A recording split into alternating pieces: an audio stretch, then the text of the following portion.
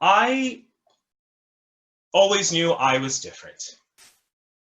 I always knew I was different.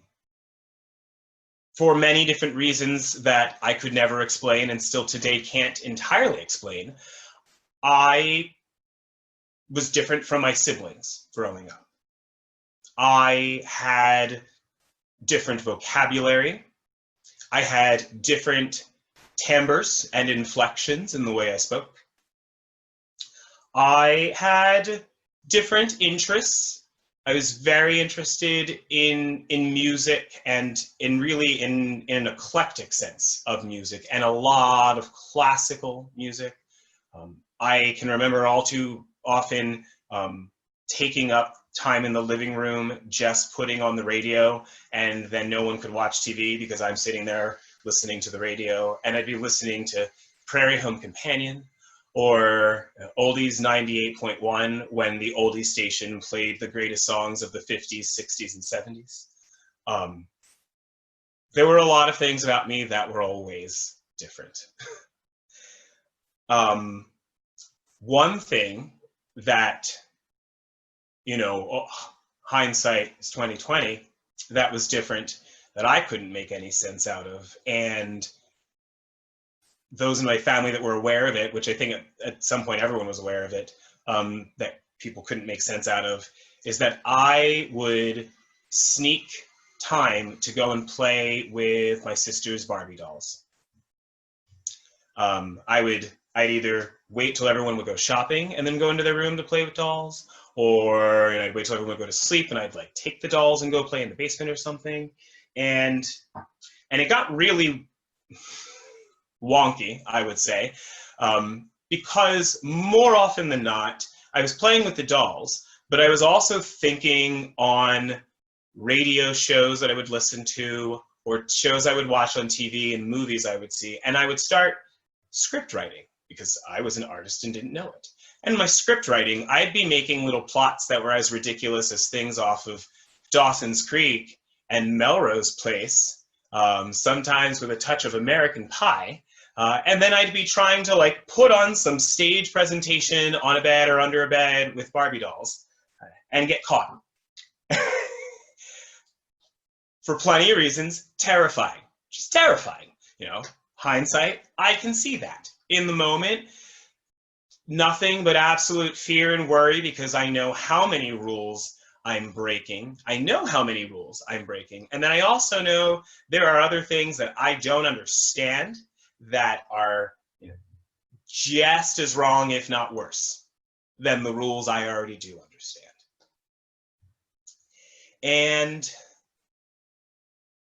there were a few times where the response to that, almost every time the response to that involved the basics of early bedtime, no dessert, lose my phone privileges back in the day when there was still a phone in the house and you had to have phone privileges to talk on the phone with your friends. Texting didn't exist. Computer, there was a computer, so I could lose computer privileges. The kicker was that several times it landed me in therapy. And I never quite understood why. And it was never fully explained to me, or at least clearly explained to me why. That happened a few times over. By the second time, I kind of figured out what were the right T's to cross and I's to dot to just get out of it and get back to my life. And then in high school, going into high school, I really started finding my niche with performing arts. By the time I was into high school, when I was younger, I had tried a bunch of sports, didn't go well, but eventually started taking piano lessons. That was great. Flute lessons were great. Dancing was really good. I didn't know much about theater yet, so there was still not too much with theater, but just a couple of summers of some theater program things. But then through middle school, realized okay, there's combinations where I can be in band and choir and do shows and do student council and blood drive where there's lots of arts projects, and be a leader for spirit weeks and stuff like that. So I found my niche as this artsy guy, and really gained like peer credibility as this artsy person. I also kind of got a reputation for being a bit of a hothead and a loudmouth, because as there were more and more things that could get me in trouble that I didn't understand, I was more and more fed up with the world, because I knew that it's like, well, as long as I make X, Y, and Z happen in my appearance and in what everyone thinks, then no one's going to give me any problems. Even though, you know, these are the things I'm also dealing with, but apparently I'm just not allowed to talk about any of that. That was basically my like in the closet experience for years. But as I kept things in the closet, I became class president. I got into marching band, I was in choir, I got to be one of the younger members in the show choir, I was getting good parts in school musicals. I got a job working at a hardware company that doesn't even exist anymore, but they had a factory, and next to it they had a little office for all of just like work orders and things like that, and I filed things in the factory, or in the office next to the factory. So I was able to work and just do all of these things, keeping good grades and all of that jazz. And it only started to get problematic again when I started being tired. I started being too fed up with just being in the closet, and started trying to find ways and opportunities of just like, well, how can I express this stuff? How can I deal with it? One of the solutions I thought I found was the internet, because everything was accessible in the early 90s. Unfortunately, even more is accessible nowadays.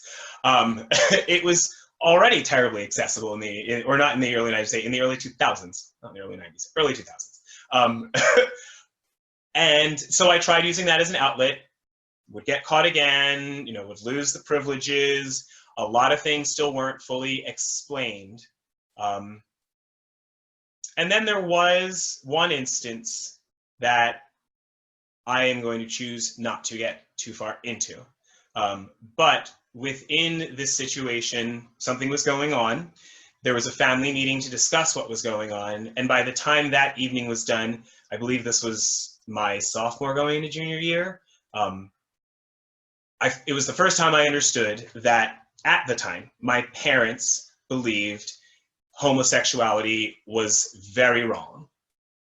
And that, you know, anyone who had it as a part of their life or a part of someone's life who was in their family, you know, was doomed for a much harder life, a terrible life, things to most likely just not be good.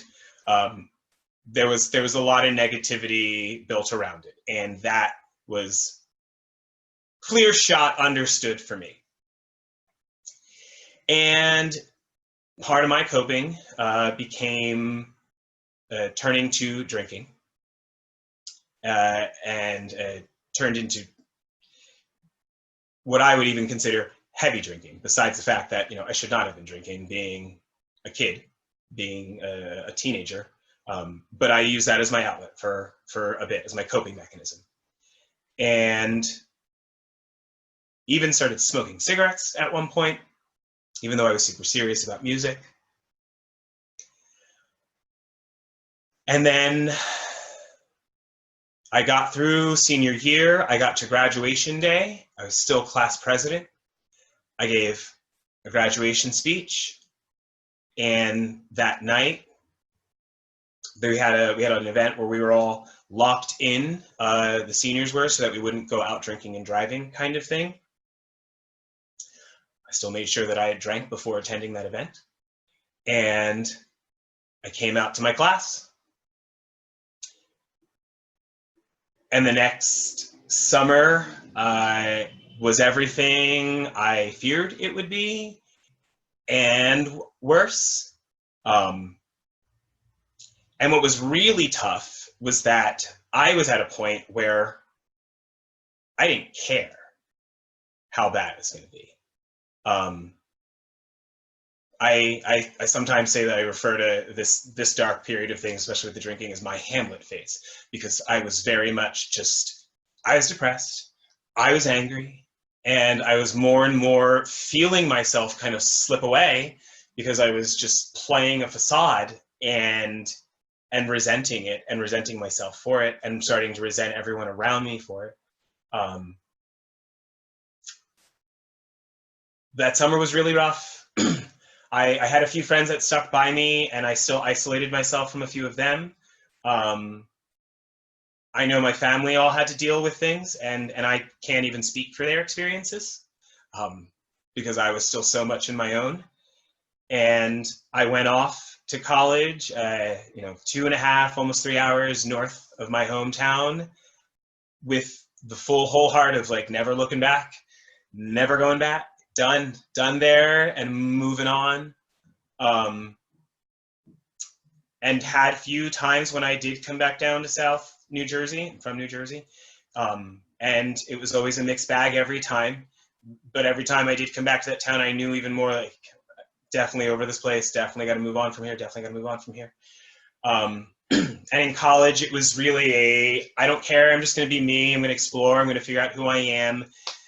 And that was a roller coaster. At times, it was happy and free to be me, and at other times, it was just Hamlet and bitter and angry. Tried dating, and it wasn't ever really working, and that's because I really just didn't know who I was. And somewhere towards third year of college, I said that I agreed. I was finally going to be in a committed relationship with my music, and I wasn't going to worry about me and others. My heart was going to be to my career. And of course, once I got into that headspace, 3-4 months into it, I met a guy who was wonderful. His name was Michael, and we dated for it was about 9 months, but it was a fantastic 9 months. And kind of, I can't say he broke my heart. He broke my heart, but I also broke my own heart because at one point he made me choose between him and the music, and I said, you're out, it's the music. And we eventually made up and became good friends, and all is well since then, c'est la vie. And moved out to San Diego in 2009 as I was just at another cross point of being done at my college, because a lot of things were kind of falling apart again, and that can be a whole nother tough talk for another day. But needed to decide where I was going to go, and my parents were living in San Diego at the time. I should mention, I came out to my parents spring of my senior year of high school, and by that time, they had changed their tune and were fully open and accepting of it. So silver lining in there, that high school didn't end in total gloom and doom. I did have my parents on my side, and I know I'm very, very grateful and fortunate for that, and I still have relationships with my parents to this day. But fast forward back there again to 2009 is when I moved out here, and once I moved to San Diego, I knew I needed to let go of the bitter. I needed to let go of the anger. I needed to let go of the resentment. I knew it would still always be there, and I always remind myself that I have permission to remember it, because if I can't remember it, then I'm going to fall and spiral into that again. But I made a promise to myself that I was going to reflect on all of that, and I was going to learn to approach things differently. I was going to try to be more open-minded and more open-hearted and more optimistic and more compassionate. And that's led me to who I am today. I am a loud and proud Black, gay artist, educator, musician, workaholic. I have a wonderful partner. We've been together officially, I guess it's only been 6 years, but we've been doing our thing, with its little bit of on and off for almost 8-9 years. 8 years, I guess it was 8, 7, 8 years. We have a house together, we have a puppy. We have been living together for 5 years, almost 6 years now, and we're very, very happy. And I'm very, very grateful that I get to be where I'm at today. And it's where I try and do my best to be an example of everything I wish I had. I try my best every day to be an example of everything I wish I had when I was growing up as a Black, gay, artist, educator, musician, workaholic. Because I think understanding, the idea of understanding, the art of understanding is what lacks the greatest in our world. It is what makes every perspective of every individual so complex and so important. And I feel like if I had all of that in all of those different ways, I mean, it's like in every aspect of it, I can recall too many examples of things gone wrong and too many examples of people who would flat out say things to me of like, you need to, shape up or ship out. You need to, toughen up or just get out of here. Or others that have just been like, you're going to flat out burn out. You're not going to make it. You think all of that negative, all of that from so many different ways. And so it's always been my goal to not get stuck in that negative and not lead with any of that negative, and try to understand it from a different perspective. It's what led me to making these tough talks happen. That's just a little bit of my story, and that's just one story in this big old world of all of it.